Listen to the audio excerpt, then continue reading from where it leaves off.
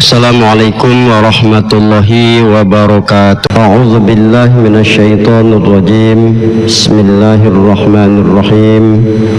Ya Musa innahu anallahul azizul hakim. Hamdan wa syukran lillah. Wassalatu wassalamu ala rasulillah man la nabiyya ba'dah.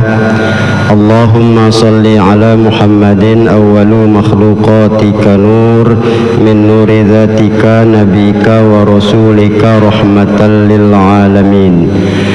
Amma ba'du, Bapak Ibu, orang-orang tua saya yang saya muliakan, hadirin dan hadirat yang berbahagia dan yang dirahmati Allah, itu juga kaum muslimin dan muslimat, para pendengar dimanapun berada. Puji dan syukur marilah kita panjatkan ke hadirat Allah Subhanahu wa ta'ala, serta salawat dan salam kepada junjungan kita Nabi besar Muhammad sallallahu alaihi wasallam, yang sangatlah kita harapkan syafaat beliau di yaumil akhirah. Nah, pada pagi hari ini kita lanjutkan, yakni masalah Al-Aziz, yang dimaknakan yang maha perkasa. Tentu berbicara perkasa ini sebenarnya apa dan bagaimana kita memahami sehingga kita memang mengakui ya maha perkasaan Allah itu. Bahwa maha perkasa itu ya dimaknakan dengan ya tidak satupun kekuatan yang mampu mengalahkannya.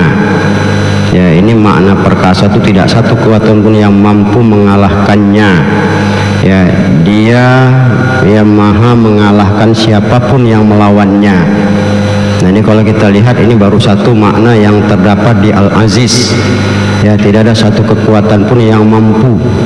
Kita buka dalam sejarah ya, bagaimana orang-orang yang merasa kuat dulu, apakah Fir'aun, Abraha, ya Dikyanus masa Ashabul Kahfi, ya ataupun Namrus masa Nabi Ibrahim, ya Jalut, Goliat masa Nabi Daud. Itu orang-orang yang luar biasa kalau dipandang pada saat itu, yang tidak satupun manusia yang mampu menghentikannya. Tapi kenyataannya kalahnya itu telak sekali dalam hal-hal yang kalau kita lihat hina sekali ya. Jalut hanya dengan lemparan batu ketapelnya Nabi Daud. Namrus hanya didasarkan pada masuknya nyamuk ke dalam ya telinga sampai memakan ya hidung itu ke otaknya Namrus. Fir'aun dengan yang lembut air saja pun mati tenggelam. Dan banyak lagi sejarah kalau kita lihat. Jadi ini nampak memang ya maha perkasanya Allah itu ya jelas-jelas nyata sebenarnya. Nah, kemudian dalam masalah maha perkasa ini digambarkan tidak ada kekuatan alam semesta ini yang dapat menandingi keperkasaannya, membendung kekuatannya dan meraih ya kedudukan yang dimilikinya. Dialah pemenang sejati. Nah, inilah Allah itu ya, bahwa tidak ada kekuatan yang mampu membendung, tak terbendung dia. Hanya pengakuan-pengakuan yang ada seperti Fir'aun ya, ketika mau mati baru dia menyerah, amantu bi Rabbi Musa wa Harun. Padahal sebelumnya itu ya jangankan kita bilang untuk berbuat zolim, bahkan ana rabbukumul a'la pun berani dia bilang, ya akulah Tuhan kamu yang tinggi. Sampai begitu ya luar biasanya yang keluar dari mulut Fir'aun. Tapi ketika air ya menenggelamkannya, meluluh lantakkan tentaranya yang ratusan ribu itu, nyatanya apa yang terjadi sama Fir'aun? Inilah ya kalau kita lihat maha perkasanya Allah yang tidak ada yang bisa membendung. Kalau dia mau itu tak perlu besar dikasihnya ya, tak perlu harus dia mengerahkan pasukan yang begitu banyak ya. Namrus kita bilang di masa Nabi Ibrahim cukup dengan satu ekor nyamuk saja memakan otaknya 40 tahun itu, dihantuk-hantukkannya kepalanya ke dinding untuk ya menahankan sakitnya itu. Ternyata takluk ya. tak bisa dia menahan masuknya nyamuk ke dalam kotaknya itu, tak mampu dia mengeluarkan nyamuk di dalam otak yang dalam otak yang digerogoti oleh nyamuk itu. Inilah kalau kita lihat, jadi tidak ada yang mampu kekuatan apapun yang membendung Allah. Itulah perkasanya Allah yang tidak bisa siapapun yang mengalahkan, dan dia pemenang sejatinya.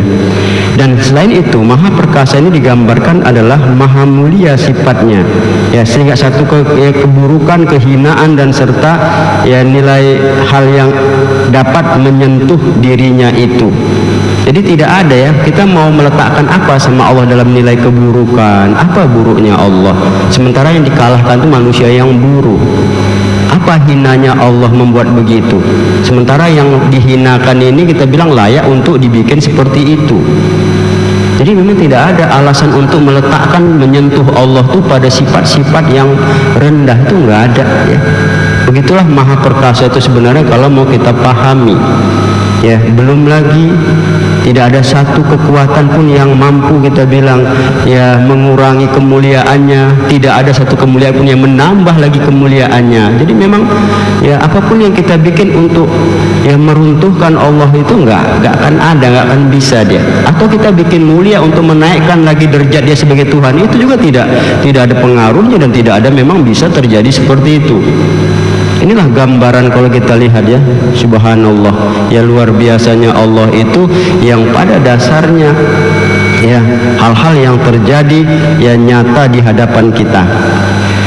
Kembali kita coba menalar apa yang dikemukakan Imam Ghazali sebagai juga Hujjatul Islam ya, salah satu pegangan umat Islam ini dalam menerjemah, memaknai, memberikan pemahaman-pemahaman yang begitu simpel tapi mendalam ya. Imam Ghazali menggambarkan bahwa ya penyandang ya Al-Aziz, atau artinya yang layak diakui sebagai Al-Aziz itu, yang maha perkasa itu, dia menggambarkan ada 3 hal. Jadi kalau 3 hal ini tidak ada pada dirinya, itu nggak layak untuk dikatakan Al-Aziz ya. Yang pertama adalah mempunyai peranan yang sangat penting dan tidak ya, dan sedikit wujud yang sama dengannya itu. Jadi Allah itu penting sekali, berperan sangat penting dalam segala kehidupan. Dan kita bisa lihat kan alam semesta ini dari mulai ya arah sampai ke dalam bumi, di lapisan bumi, dan apa yang ada itu tidak lepas dari Allah berperan sekali untuk, seperti kalau kita bicara pada Muhaimin itu ya, jadi kaitannya itu ada ya. Ya, bagaimana kita bilang pemeliharaannya, dia bisa juga menghancurkannya kalau dia mau. Nah inilah kalau kita lihat, jadi Allah tuh sangat besar ya, berperan sekali, yang tidak sedikit pun makhluk di dunia ini yang memang tidak kita bilang membutuhkan dirinya itu penting ya.